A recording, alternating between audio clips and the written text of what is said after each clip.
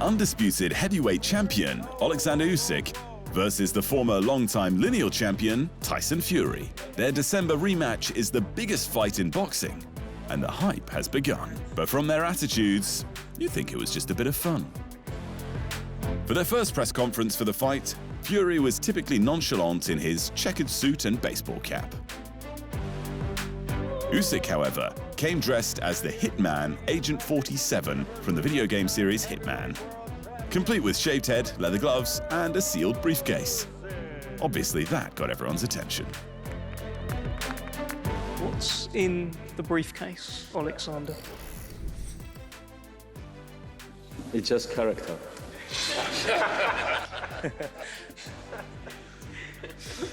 Go on. Who's thinking about it?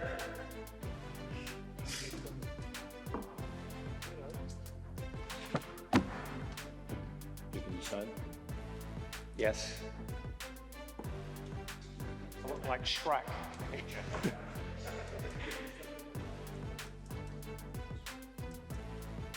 It's a picture of me taking a big left hand to the jaw.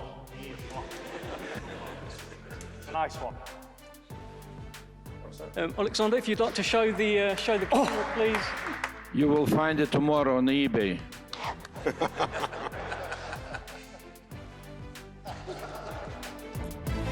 The picture was of Usyk landing a thunderous left hand to the jaw of Fury during their May 19 fight in Saudi Arabia.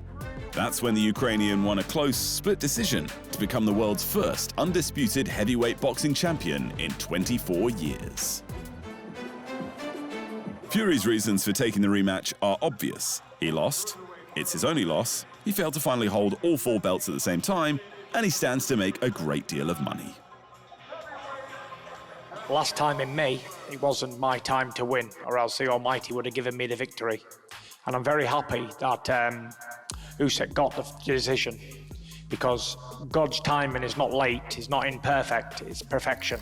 So that was meant to be, and we're going to find out what's going to be meant to be in December the 21st. I believe it'll be my time this time, and I believe that all things that happen, negative or positive, are lessons. Fury also revealed that his wife Paris, whom he already has 7 kids with, suffered a miscarriage during fight week, 6 months into her pregnancy. While she didn't tell Fury at the time, he claimed to have worked it out, and all he could do was try and fight on for his family. We must learn from the things that we go through in our lives, and we can only do the best we can do as human beings and as boxers and as fathers and as husbands and everything else. We can only do the best we can do as men. And that what we know how to do best is go in there and knock the out of each other in a fight and to put on a show for the paying customer. And I hope you guys will enjoy this fight as much as I will. As for Usyk, he is now an Olympic gold medalist and a 2-division undisputed champion. There's very little the heavyweight king hasn't achieved in boxing, which leaves people asking why the undefeated phenom is still fighting. What is my motivation? I don't have motivation. Only my regime. Only my concentration.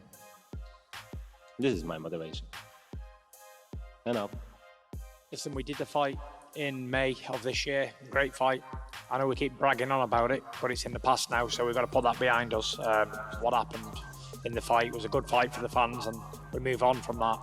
But like I said earlier on in my opening statement, I have to be a little bit more focused and a little bit more smart to get the victory.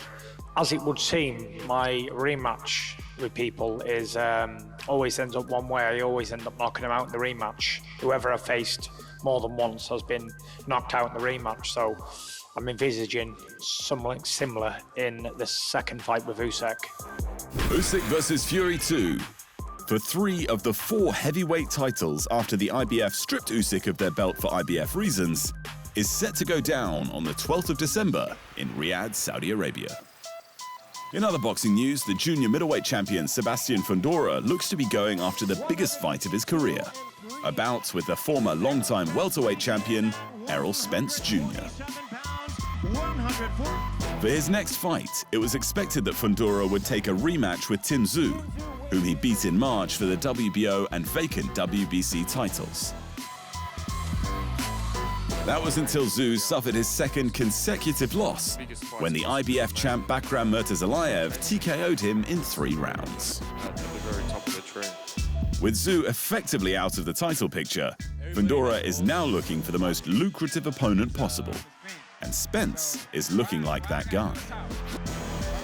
During the former welterweight champ's reign, he beat the champions Kell Brook, Sean Porter, and Yordenis Ugas to unify 3 of the titles in the division. That earned him an undisputed clash with the WBO champ Terence Crawford, who stopped Spence in 9 rounds. That was in July of 2023. Spence hasn't fought since then, partly due to cataract surgery in January.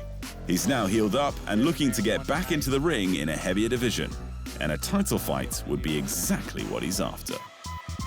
While it hasn't been announced, Fundora versus Spence for Fundora's WBC and WBO junior middleweight titles looks set for January of 2025. And Seniesa Estrada is hanging up the gloves at the age of 32. Superbad won a women's strawweight title, then a junior flyweight title, and then moved back to strawweight to collect the other 3 titles before retiring as the undefeated, undisputed champion and a guaranteed future Hall of Famer. Training regimes to become champion combat athletes differ from fighter to fighter, but some take things to the extreme. Some like Manny Pacquiao, the only man in boxing history to win a piece of the world title in 8 separate divisions. The diminutive Filipino was gifted with speed and power, the likes of which the flyweight division had never seen. But it wasn't until he met Freddie Roach, boxing trainer extraordinaire, that Pacquiao would reach his full potential. For Roach to take Pacquiao to record-setting feats against increasingly bigger, more powerful men, he knew that the Pac-Man had to build upon his stamina, because the bigger the competition, the more he'd have to punch them. For 6 days a week, Pacquiao starts his day with a 9-mile run, hitting the hills on non-sparring days. The run was followed by plyometric exercises, and he'd finish with 1,500 sit-ups. And he'd complete all of that in under 90 minutes. Pacquiao's stamina is the stuff of legend. At his peak, he could throw over 1,000 punches a fight, more than half of which were power punches. But Pacquiao was tiny for the welter and junior middleweight divisions, so he had to build increasing amounts of extra power and speed. For this, Roach didn't want his man doing weights because he didn't want to slow Pacquiao down with bulky muscle. Instead, to get the Pac-Man punching harder and harder, he had the Pac-Man punch everything and anything. A lot. On Monday and Wednesday, he'd complete 15 infamously hard rounds of sparring before doing 10 rounds on the speed and heavy bags. On Tuesday and Thursday, he'd swap the sparring for mitt training. And on Friday, it was more mitts in the speed bag, with some double end bag routines for good measure. But the final ingredient of the Pac-Man's legendary training regime came in response to Manny getting stopped by a body shot early in his career. Vowing never to let that happen again, Manny developed one of the most brutal core workout regimes boxing has ever known. As well as his morning's 1,500 sit-ups, he finished every weekday session with grueling ab workouts, each of which included over 1,000 reps of various core drills depending on the day. The result was a man with enough speed, stamina, power, and one of the hardest guts in the history of boxing. And apparently, that's what a little guy needs to crush giants.